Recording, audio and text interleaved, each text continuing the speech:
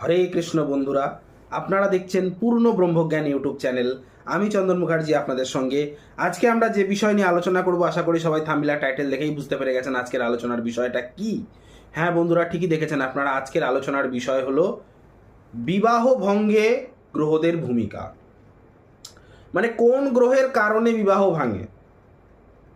শুধুমাত্র মঙ্গলের কারণে ভাঙবে তার তো কোনো কথা নেই, শুধুমাত্র কেতুর কারণে ভাঙবে তা তো, কোন কোন গ্রহের কারণে বিবাহ ভাঙে আজ ফর্মুলা ওয়াইজ বলবো। ভিডিওটা মনোযোগ সহকারে যারা শেষ পর্যন্ত সঙ্গে থাকবেন তারাই কিন্তু ফুল ইনফরমেশন পাবেন, নচেত কিন্তু নন। তো চলুন শুরু করা যাক। দেখুন, যে সমস্ত ব্যক্তিদের সপ্তমে চন্দ্র, শুক্র, কেতু কিংবা রাহু বসে আছে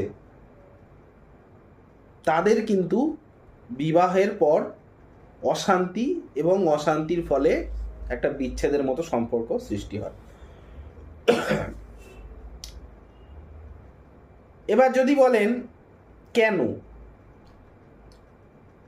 যাদের সপ্তমে রাহু থাকবে, একটা কথা জেনে রাখবেন, আবার বলছি, আপনারা মিলিয়ে নেবেন, রিয়েল লাইফের সঙ্গে মেলাবেন। যাদের, যে ব্যক্তির সপ্তমে রাহু, সপ্তম মানে কি আমার অপোজিট, আমি নয় কিন্তু আমার অপোজিটের লাইফ পার্টনার, যাদের যাদের জন্মছকে সপ্তমে রাহু, তার জানবেন হয় বিবাহের পর প্রচুর মানে জীবনে ধোঁকা, প্রতারণার শিকার হবেন, বা হয়তো সত্যিকারে ভালোবেসে প্রথমটা বিয়ে করেছিল, টিকবে না। কিন্তু এটাও হতে পারে যে আপনার বিবাহের আগেই সে ভালোবাসায় ল্যাং খেয়েছে, যাকে বলে পরিষ্কার কথা, সপ্তমে রাহু। তাহলে সপ্তমে যাদের রাহু থাকে, রাহু মানেই তো ছলচাতুরি, রাহু মানেই ছলনা, তাদের কিন্তু বিবাহের পরে বিচ্ছেদ দেখা দিতে পারে। সপ্তমে যাদের কেতু, তারা মন খুলে নিজেদের লাইফ পার্টনারকে সমস্ত কথা বলে না, যে কারণে অশান্তিটা বাঁধতে পারে। সপ্তম ভাবে যাদের চন্দ্র দুর্বল, সপ্তম ভাবে যাদের চন্দ্র নিচস্থ, সপ্তম ভাবে যাদের চন্দ্র শত্রু নক্ষত্রে বসে আছে, চন্দ্রের অ্যান্টি নক্ষত্রে বসে রয়েছে, তাদের দেখবেন মন মানসিকতায় চেঞ্জেস, কেন চন্দ্র হচ্ছে খুব দ্রুত চেঞ্জ করে মন মানসিকতা, তাদের লাইফ পার্টনারের প্রতি মন মানসিকতায় কিন্তু পরিবর্তন আসে খুব দ্রুত। মানে হয়তো আগে একরকম ব্যবহার করতো, বলে না যে আমার বউ বা আগে বর আমার আগে যেভাবে আমার সাথে ব্যবহার করতো বিয়ের প্রথম প্রথম, এখন আর করে না। চন্দ্র যদি নেগেটিভ নক্ষত্রে থাকে, সপ্তম ভাব যুক্ত, চন্দ্র যদি সপ্তম ভাবে নেগেটিভ গ্রহ দৃষ্ট হয়, চন্দ্রের নেগেটিভ গ্রহ যদি দৃষ্ট হয় কিংবা নৈসর্গিক নেগেটিভ গ্রহ দৃষ্ট হয়, তাহলে কিন্তু এই ঘটনাগুলি ঘটে। সপ্তম ভাবে যাদের শুক্র, প্রেম ভালোবাসার মানে কি বলবো, হয়তো সে যে পরিমাণ ভালোবাসা আপনার লাইফ পার্টনার চাইছে, যতটা রোমান্স চাইছে আপনার কাছ থেকে, আপনি যদি সেই ফুলফিলমেন্ট না করতে পারেন, এখানে কিন্তু সেক্সুয়াল কথা বলিনি, একবারও বলছি না, মানে তার মতো করে সমান রোমান্টিক যদি পার্টনার না হয়, সেখানে কিন্তু অশান্তি বাঁধে। এই কথাগুলি মিলিয়ে নেবেন, কোনো তর্কে যাবেন না, মিলিয়ে নেবেন কথাগুলি। এছাড়া যাদের অষ্টমে কেতু থাকে, অষ্টম মানে কি শ্বশুর বাড়ি, বিয়ের পরের লাইফ, যাদের অষ্টমে কেতু থাকে তাদেরও কিন্তু বিবাহের পরবর্তী জীবনে অশান্তি বা দ্বন্দ্ব বাঁধে।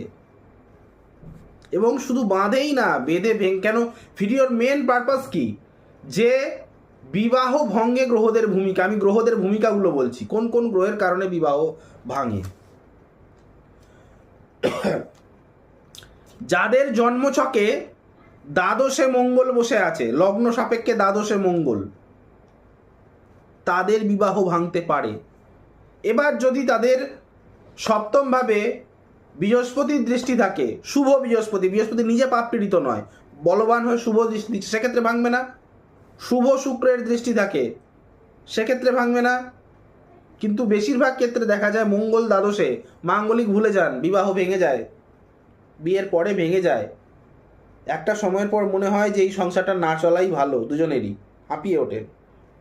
কিংবা যাদের জন্মছকে শুক্র বক্রী থাকে, তাদেরও কিন্তু বিবাহের পরে রোমান্স রিলেটেড প্রবলেম, অশান্তি সৃষ্টি হয়। বা জন্মছকে যাদের শুক্র বক্রী হয়ে দূর স্থানে বসে থাকে, দূর স্থান মানে 2, 6, 8, 12, জন্মছকে শুক্র বক্রী হয়ে দূর স্থানগত যদি হয় 2, 6, 8, 12, সেক্ষেত্রেও কিন্তু রোমান্সের ঘাটতির জন্য, দুজনের মধ্যে ভালোবাসার অভাবের জন্য সম্পর্কটা ঢিলা পড়ে যায় এবং আস্তে আস্তে সেটাই কিন্তু বিচ্ছেদের কারণ হয়ে যায়। দেখুন, কিছু কথা আমি বলছি এবং ফর্মুলাও দিচ্ছি। যাদের জন্মছকে রাহু, সূর্য, শুক্র একত্রে বসে রয়েছে, যাদের জন্মছকে রাহু, সূর্য, শুক্র একত্রে 5, 7, 12 পঞ্চম ভাব, সপ্তম ভাব কিংবা দ্বাদশের মধ্যে যে কোনো একটি ভাবে থাকলে তাদের কিন্তু বিবাহের পরে অশান্তি হতে পারে। কার কারণে? রাহুর কারণে, শুক্রের কারণে, এবং সূর্যেরও কিছুটা কারণ থাকে। কেন সূর্য হচ্ছে মানে অ্যাকচুয়ালি অনেকে মানে সূর্যকে শুভ গ্রহ বলে, সাত্বিক গ্রহ বলে, কিন্তু সূর্যের একটা খারাপ জিনিস কি, মানে তার এত টেম্পারমেন্ট, সে যেখানে বসে সেই গ্রহগুলিকে, অন্যান্য গ্রহগুলিকে অচল করে দেয়, যার ফলে সূর্যও সমান দায়ী। তাহলে রাহু, শুক্র, সূর্য জন্মছকে 5, 7, 12 এই কটা ভাবের মধ্যে থাকলে তাহলে জেনে রাখবেন আপনার কিন্তু বিবাহ ভাঙতে বাধ্য, আজ নয় কাল। এবার অনেকেই তর্ক করবেন বা যারা কিছুদিন শিখছে খচখচ করবেন কমেন্ট সেকশানে, দাদা আমার তো ভাঙেনি। ভাব আগে আমাকে বলার আগে দেখবেন ওখানে কোনো কি যেই ভাবটাতে ওরা বসে রয়েছে, পঞ্চম, সপ্তম, দ্বাদশ, সেই ভাবপতি কি প্রচণ্ড স্ট্রং রয়েছে? তারপর নবাংশ D9 খুলে দেখবেন সেই ভাবপতি নবাংশে কি ভালো ভালো পজিশনে বসে রয়েছে, কেন্দ্রকোণে, তাহলে ভাঙবে না। কিছু কিছু লোককে বলার আগে নিজেরা নিজেদের যোগ্যতা বিচার করে আমার সাথে কথা বলবেন। আমাকে যারা কমেন্ট করেন, অনেকেই কমেন্ট করেন খোঁচা দিয়ে কথা বলেন, তাদেরকে একটা কথা বলছি, ভাই 68টা বই এবং প্রায় 5 থেকে 7টা এই কারণে বলছি, কারণ 2টো অনলাইনে একাডেমি এবং 5খানা মানে অফলাইন একাডেমি পড়ে তারপর আমি জ্যোতিষীর ভিডিও বানাই। সুতরাং এড়ে তক্ক একদম করবেন না, আমার কাছে প্রমাণ সহ আমি বলি, ঠিক আছে?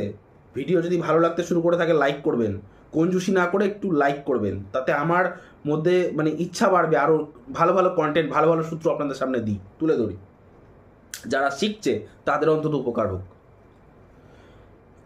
আর কিছু লোক তো থাকবেই বিন বুলায় মেহমান, তারা হচ্ছে নিজেরা জ্যোতিষ অথবা প্রফেশনাল জ্যোতিষী করছে, হিংসার চোটে কমেন্ট করে, নেগেটিভ কমেন্ট, বা আমাদের ভালো, আমরা হয়তো এরকম বলতে পারি না, ও কেন বলছে কমেন্ট সেকশনে, আমার তাতে কিছু যায় আসে না, আমি কিন্তু স্ট্রংলি তাদের কন্ট্রোল করতে পারি। যাই হোক, আর একটা জিনিস জানবেন, যাদের হাতে এই যে বিবাহ রেখা দুটো থাকে, স্পষ্টভাবে বিবাহ রেখা দুটো থাকে, তাদেরও কিন্তু বিবাহ বেশিরভাগ ক্ষেত্রে ভেঙে যায়। এবারে একটা কথা, আমি অনেকেই বলবেন যে 2টি বিবাহ রেখা যদি হাতে থাকে, দাদা একটা হাতে রয়েছে, ডান হাতে ধরে নিন 2টো বিবাহ রেখা আছে, বাঁ হাতে যদি একটা স্পষ্ট বিবাহ রেখা, তাহলে নাও ভাঙতে পারে। কিন্তু 2টি হাতে 2টো স্ট্রং বিবাহ রেখা যদি থাকে, তাদের কিন্তু বিবাহ ভাঙে।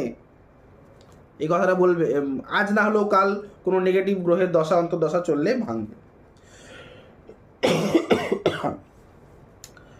আচ্ছা, এবারে কিছু কথা বলি, যেমন জন্মছকে যাদের শুক্র ষষ্ঠ, অষ্টম কিংবা দ্বাদশ স্থানে বসে রয়েছে, তাদেরও কিন্তু বিবাহ ভাঙে। কিরকম আমি বলছি, যাদের জন্মছকে ষষ্ঠে শুক্র বসে রয়েছে, তারা সারা জীবন চেষ্টা করে যে আমাকে ভালোবাসুক কেউ, এরকম জীবন সঙ্গিনী পাওয়ার চেষ্টা করে, প্রকৃত ভালোবাসার চেষ্টা করে। সে কিন্তু মন থেকেই 100% সামনেওয়ালাকে ভালোবাসে যাদের জন্মছকে ষষ্ঠে শুক্র, কিন্তু তারা রিটার্ন সে ভালোবাসা পায় না। যদি বলে কী করে বুঝবো, আপনাদের যাদের জন্মছকে ষষ্ঠে শুক্র আছে, কমেন্ট করে জানাবেন যে আপনি যতটা আপনার পার্টনারকে ভালোবাসেন, ছেলে হোক মেয়ে হোক, সে কি ততটাই আপনাকে ভালোবাসে? দেখবেন কখনো নয়। নোটিস করবেন আমার ভিডিও আমি যে বলে ফেললাম তার সঙ্গে সঙ্গে অবজার্ভ করবেন নিজের জীবনের কাহিনীর সাথে। আপনার যদি জন্মছকে অষ্টম ভাবে শুক্র থাকে, সে বকরি হোক আর নাই হোক, অষ্টমভাবে শুক্র বসে রয়েছে, বোঝাপড়ার অভাব হবে দুজনের, হাজব্যান্ড ওয়াইফের মধ্যে একে অপরকে বুঝবার চেষ্টা করবেন না, রোমান্সের ঘাটতি আসবে। এবং দ্বাদশ ভাব থেকে আমাদের শয্যা সুখের বিচার হয়। দ্বাদশ ভাবে যাদের শুক্র বসে আছে তাদের সেক্সুয়াল প্রবলেম আসবেই, আজ নয়তো কাল শুক্রের দশা মহাদশা চললে আসবেই, যে কারণে একটা অশান্তি বাঁধবে হাজব্যান্ড ওয়াইফের মধ্যে এবং তার কারণে সম্পর্কটা নষ্ট হতে পারে। ঠিক আছে, এবারে অনেকের মনে খচখচং করে প্রশ্ন থাকে, দাদা হাজব্যান্ড ওয়াইফের মধ্যে ধরা গেল একজনের জন্মছকে স্ট্রংলি ডিভোর্সের যোগ রয়েছে, একজনের জন্মছকে স্ট্রংলি ডিভোর্সের যোগ রয়েছে এবং অন্যজনের জন্মছকে ডিভোর্সের কোনো যোগ নেই, ডিভোর্সের মতন কোনো ভালো সংসার রয়েছে, তাহলে কি হবে? তাহলে কি তারটা ফলবে না? তাহলে যখন বিবাহ নিয়ে আলোচনা হয়, যখন বিবাহ, তখন চার হাত এক হয়, দুটো ব্যক্তিরই জন্মছক দেখতে হয়, ঠিক তো? যখন বিবাহ নিয়ে আলোচনা হয়, নিশ্চয়ই একা একা বিয়ে করতে পারবে না, নিজের গলায় মালা দিয়ে বিয়ে করা যায় না, দুজন লোক চাই। তাহলে দুজনের জন্মছকেই যদি একজনের জন্মছকটা বিশাল স্ট্রং হয় আর একজনের জন্মছকটা যদি বিশাল উইক হয়, তাহলে দুজনের মধ্যে প্রচণ্ডভাবে মানে অশান্তি হবে, এমন অশান্তি হবে যেন ইয়াদগার অশান্তি, ইয়াদগার একদম মনে রাখার মতো অশান্তি। বেশ মিটিং টিটিং হয়ে গেল, একদম বলচাল একে অপরকে খুব করলো, সেপারেশন হয়েও হলো না, বিচ্ছেদ হলো না, বিবাহ টিকে গেল, কোনো মতেই ভাঙলো না। ঠিক আছে, অশান্তি হলো 2 মাস 3 মাস 4 মাস 6 মাস ম্যাক্স, বাপের বাড়িতে গিয়ে বউ থাকলো, আবার চলে আসলো, কারণ একজনের জন্মছকে স্ট্রংলি কোনো নেই, বিবাহ ডিভোর্সের কোনো যোগ নেই এবং অন্যজনের আছে স্ট্রংলি, সেক্ষেত্রে দুজনেরটাই দেখতে হবে। এবারে আমি কিছু ফর্মুলা বলবো, যারা শিখছেন তারা অতি অবশ্যই লিখে রাখুন। আর বারবার বলছি, আমার থেকে যদি এইভাবে ভিডিওর মাধ্যমে অনেক তথ্য পেতে হয়, ভিডিওগুলোতে লাইক করবেন এবং শেয়ার করবেন, আমি ভালো ভালো তথ্য দেবো এবং তার বহু প্রমাণ আমাদের কাছে আছে। ঠিক আছে, এবং আমাকে দিয়ে যদি কনসালটেশন করাতে হয়, স্ক্রিনে দেওয়া নাম্বারে কল বা হোয়াটসঅ্যাপ করে যোগাযোগ করতে পারেন। আমার নাম্বারটা হলো 8697429744। আরেকবার বলছি, 8697429744। এটা হচ্ছে কলিং নাম্বার। আর হোয়াটসঅ্যাপ নাম্বারটা হচ্ছে 9619396811। আরেকবার বলছি, 9619396811। Chargeable prediction only. ফ্রিওয়ালারা দূরে থাকবেন, আমার পরিষ্কার কথা, কেন আমাকে আবার অনেকে হোয়াটসঅ্যাপ করে ভাবেন ফ্রিতে বলবো, ফ্রিওয়ালারা আমার কাছ থেকে দূরে থাকবেন। বিবাহ ভাঙবে না কখন? যখন আপনার জন্মছকে, ফর্মুলা লিখুন, বিবাহ ভাঙবে না কোনো মতেই যখন আপনার জন্মছকে বৃহস্পতি খুব স্ট্রং হয়ে থাকবে 1, 4, 7, 10, 5, 9, একাদশ। অর্থাৎ অ্যাকচুয়ালি বলা হয় কেন্দ্র কোণ এবং একাদশ ভাব। কেন্দ্র ভাব, আপনার কোণ ভাব এবং একাদশ ভাবে যদি বৃহস্পতি থাকে আপনার জন্মছকে, এই সব ঘরগুলোতে কিন্তু বৃহস্পতি ভালো ফল দেয়। 1, 4, 7, 10, 5, 9, একাদশ এই সমস্ত ভাবেতে যদি বৃহস্পতি থাকে, তাহলে কিন্তু আপনার বিবাহ ভাঙবে না। আপনার নিজস্ব জন্মছকে 4th হাউস যদি খুব স্ট্রং হয়, বিবাহ ভাঙবে না। মেয়েদের জন্মছকে 10ম ভাব, মেয়েদের কথা বলছি কিন্তু, ফিমেল মেয়েদের জন্মছকে 10ম ভাব যদি খুব স্ট্রং হয়, বিবাহ ভাঙবে না।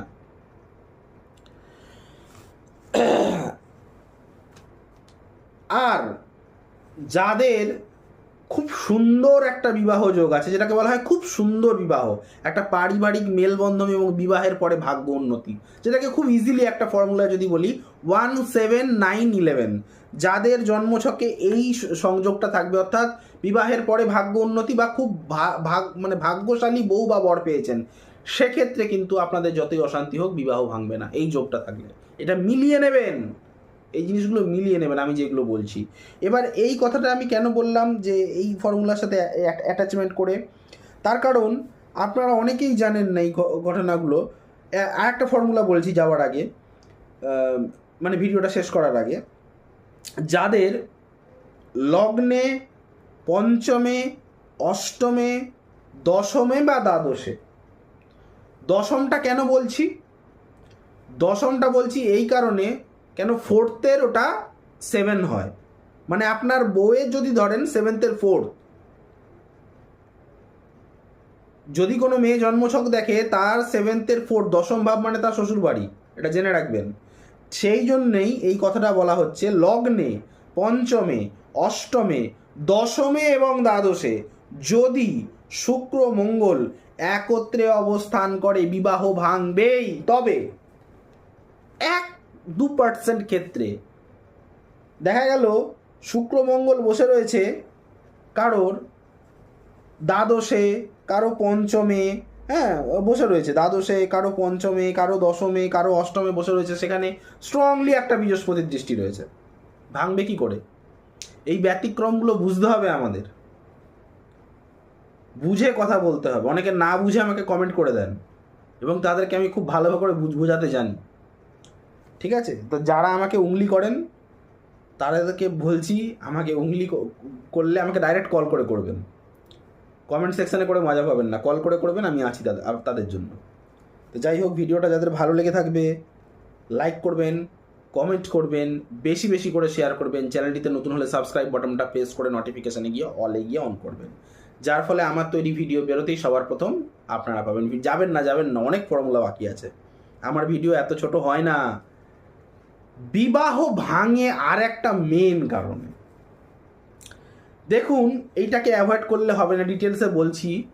যাদের অষ্টমে কেতু থাকে, অষ্টম ভাব মানে কি, যা কিছু লোকানো, যা কিছু হিডেন, এবং কেতু মানে কি, চেপে রাখা, সে সবসময় নিজেকে প্রকাশ করতেই পছন্দ করে না। তাহলে অষ্টমে যাদের কেতু, সে কোথায় কি করছে আপনি জানতেই পারবেন না। কারো যদি জন্মছকে অষ্টমে কেতু থাকে, অষ্টম ভাব মানে বিবাহের পরবর্তী সিচুয়েশন, এটা জানবেন তো। সেই সঙ্গে যাদের জন্মছকে অষ্টমে কেতু এবং সপ্তম ভাব সপ্তমপতি পীড়িত, তাদের 100% বিবাহ ভাঙবে, এবং সেটা ভাঙবে অবৈধ সম্পর্কের কারণে, বা কোনো গুপ্ত সম্পর্ক হিডেন আছে বহুদিন, সেটা একদিন প্রকাশ পেল, কোনো কারণে প্রকাশ পেল। প্রকাশের কারক গ্রহকে সূর্য, দেখা গেল গোচরে সূর্য ওই কেতু অষ্টমে বসে আছে, তার উপর দিয়ে পাস করছে। দেখা গেল জন্মছকে যেখানে কেতু বসে রয়েছে D1 চার্টে, গোচরে সে তার উপর দিয়ে রাহু পাস হচ্ছে। রাহু মানে প্রকাশ, ভাইরাল করে দেবে, সত্য কখনো চাপা থাকে না। তাহলে অষ্টমে কেতু, অষ্টম ভাব মানে অবৈধ, ইলিগ্যাল কারণে কিন্তু আপনার সংসারটা ভাঙতে পারে। তবে এবার সবাই বলবেন, কাউ করে বলবেন, দাদা আমার অষ্টমে কেতু, আমি তো এইসব করি না, আপনি ভুলভাল বলছেন। অনেকের লেকচারটা ঝাড়বেন, ঝাড়ার আগে অতি অবশ্যই কথাটা পুরোটা শুনবেন। বৃহস্পতির দৃষ্টি থাকলে কিচ্ছু হবে না। কিংবা আপনার ওই অষ্টমে কেতু, সেই অষ্টমপতি জন্মছকে কোনভাবে বসে রয়েছে, কেন্দ্র না কোণে, D9-এ কোথায় বসে রয়েছে, অনেক কিছু প্যারামিটার আছে। আমাকে কিছু বলার আগে বারবার বলছি, ভেবে বলবেন। তাহলে এইটা হচ্ছে বিবাহিত জীবনের সেকেন্ড পার্ট, যে বিবাহ কেন ভাঙে। আরও কিছু কারণে ভাঙে, যেটাকে জানেন আপনারা, বিবাহ বহির্ভূত সম্পর্কের একটা ফর্মুলা আছে। সেই ফর্মুলাটা কি? দেখুন, বিবাহিত বহির্ভূত সম্পর্ক যেখানে আছে, সেটাও কিন্তু একটা প্রেম, তার প্রতি একটা টান, এই যে মানসিক টান, পঞ্চম ভাব থেকে বিচার করা হয়, সপ্তম ভাব থেকে বিবাহের বিচার করা হয়, এবং রাহু হচ্ছে যা কিছু মানে অবৈধ, ইলিগ্যাল, এবং শুক্র হচ্ছে সেই প্রবাহে ভেসে যাবে। অতি রোমান্সটা, এই রাহুর কারণে শুক্রের রোমান্সটা ইলিগ্যালভাবে হবে। বিবাহ ভঙ্গের আরও একটি ফর্মুলা বলছি, আপনারা একটু লিখে নিন।